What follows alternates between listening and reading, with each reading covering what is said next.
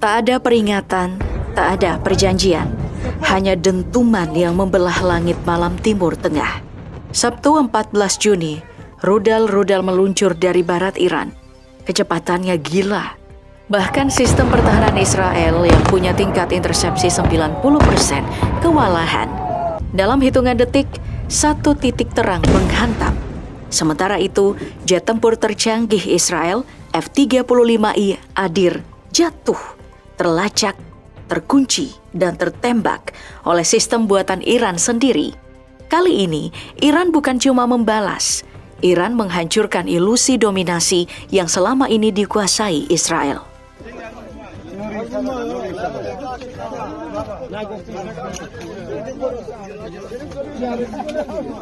Sebelum kita membedah senjata-senjatanya satu persatu, mari kita lihat dulu fakta kunci dari operasi yang mengguncang dunia ini. True Promise 3 bukan sekadar serangan. Ini adalah operasi militer berlapis, presisi tinggi dan dilancarkan dalam 3 gelombang serangan simultan. Menghantam 3 pangkalan udara utama Israel, menarget komando dan kontrol Kiryat di Tel Aviv, termasuk menyasar industri militer dan pengembangan drone Israel. Hasilnya, ledakan besar, kepanikan warga, dan sinyal bahwa Israel kini tak lagi untouchable. Dan yang paling mengejutkan, sebagian besar dari serangan ini dilakukan dengan senjata buatan Iran sendiri. Senjata yang selama ini ditertawakan, kini jadi ancaman nyata.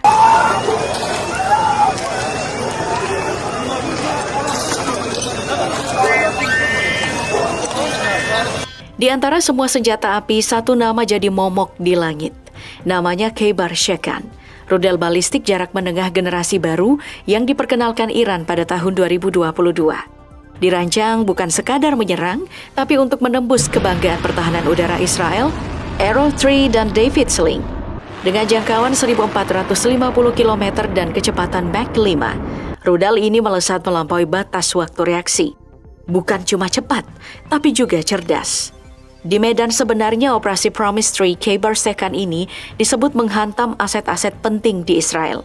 Seperti pada serangan Januari 2024, Khaybar digunakan untuk menarget markas besar Mossad di Erbil. Markas ini mengalami kerusakan yang cukup parah. Pada April 2024, Khaybar Shekan dipercaya menghantam pangkalan udara Negev dan Ramon. Dan dalam operasi True Promise 3, Khaybar juga dipercaya menghantam titik-titik vital sistem udara Israel. Satu kilatan cahaya, satu ledakan, dan sistem Arrow hanya bisa menatap tak berdaya. Khaybar menjawab satu hal. Teknologi buatan Iran kini bukan hanya siap tempur, tapi siap menembus jantung musuh.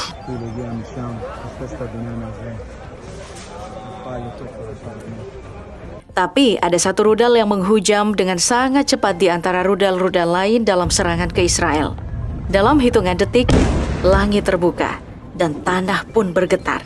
Itulah momen ketika Fatah 1, rudal hypersonic pertama buatan Iran melesat dari gurun dan menghantam sasaran dengan kecepatan tak masuk akal. Diperkenalkan pada tahun 2023, Fatah langsung menarik perhatian dunia karena spesifikasinya. Jangkauan operasional 1.400 km, kecepatan Mach 13 lebih, muatan hulu ledak 450 kg sampai 1 ton. Tapi yang membuatnya mengerikan, Fatah dirancang untuk satu tujuan, menembus sistem pertahanan tercanggih Israel. Bukan sekadar menembus Iron Dome, tapi juga melewati David Sling, bahkan Arrow 3 tanpa terdeteksi. Dalam serangan Oktober 2024, rudal ini jadi headline global. Tapi di operasi True Promise 3, Iran dikabarkan menggunakan versi yang lebih disempurnakan, lebih cepat, lebih presisi, dan lebih sulit dilacak. Satu rudal hypersonic Fatah dipercaya menjadi senjata yang menghantam fasilitas vital di Israel Selatan, mengakibatkan ledakan besar dan blackout sistem radar lokal. Dunia mencatatnya sebagai kali pertama rudal hypersonic benar-benar digunakan dalam konflik langsung melawan Israel. Dan itu bukan buatan Rusia, bukan pula buatan Cina, tapi buatan Iran. Tapi Fatah bukan satu-satunya. Di belakangnya, rudal-rudal generasi baru dan drone kamikaze ikut dilepaskan, menjadikan langit Israel tak lagi aman.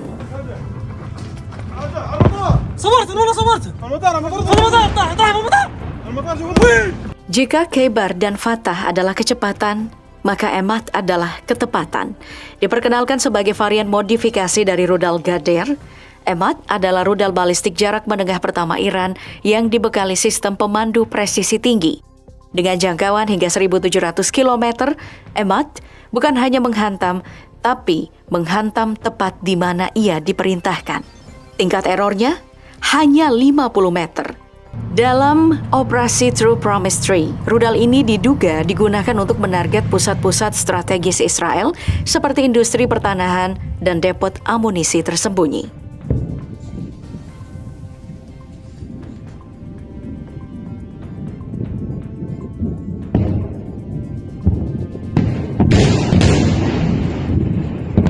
Di tengah gempuran teknologi baru, satu nama lama masih bertahan tetap mematikan. Ghader, rudal balistik jarak menengah yang mulai digunakan sejak tahun 2003. Meski tergolong senjata generasi awal, daya jangkaunya mencapai 1.950 km, cukup untuk menjangkau hampir seluruh wilayah Israel, bahkan pangkalan Amerika Serikat di Timur Tengah. Tapi jangan salah, Ghader bukan peninggalan sejarah. Ia adalah fondasi dari banyak rudal canggih Iran saat ini, termasuk Emad dan Khaybar Shekan. Dalam operasi True Promise 3, Ghader dipercaya menghantam sasaran-sasaran militer kelas dunia, gudang logistik, pusat pelatihan, dan jaringan komunikasi darurat. Target yang tak besar, tapi jika dihancurkan akan melumpuhkan sistem dari dalam.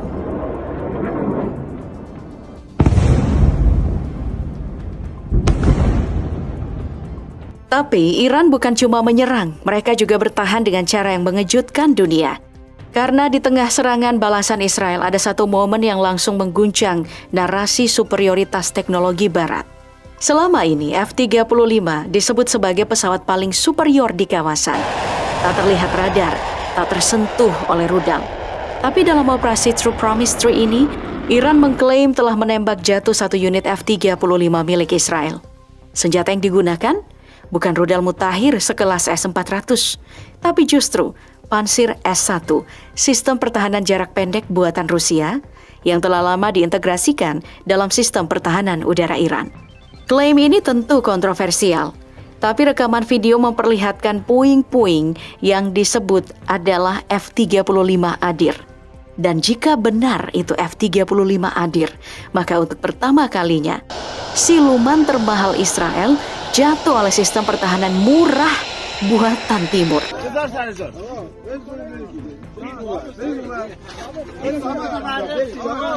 Tapi yang lebih mengganggu dari jatuhnya F-35 adalah kenyataan bahwa Israel tak mampu menghentikan benda-benda kecil tanpa awak yang datang tanpa suara, tanpa radar, tanpa ampun. Mereka bukan jet tempur, bukan rudal balistik, tapi Shahid dan Arash, drone kamikaze buatan Iran yang selama ini ditertawakan, kini jadi senjata pemecah sistem. Dalam operasi True Promise 3, kedua drone ini digunakan secara masif dan simultan.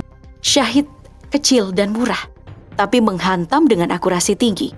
Arash 2, lebih besar, lebih kuat, dengan jangkauan hingga 2.000 km dan daya ledak yang besar.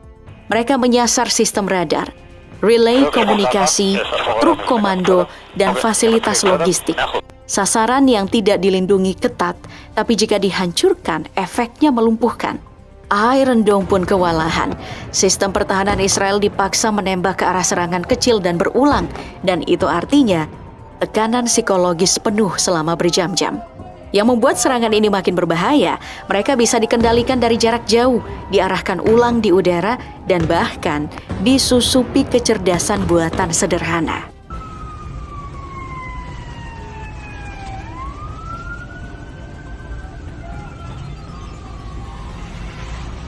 Nah, apa yang terjadi selama operasi True Promise 3 bisa jadi baru pemanasan. Karena Iran belum mengerahkan kekuatan penuhnya. Negara ini yang dijatuhi sanksi dan diisolasi selama puluhan tahun, tercatat punya stok rudal balistik terbesar di seluruh Timur Tengah. Mulai dari varian Ghader, Emad, Sejil, hingga Fatah, ratusan bahkan ribuan rudal disebut masih tersimpan dan siap diluncurkan.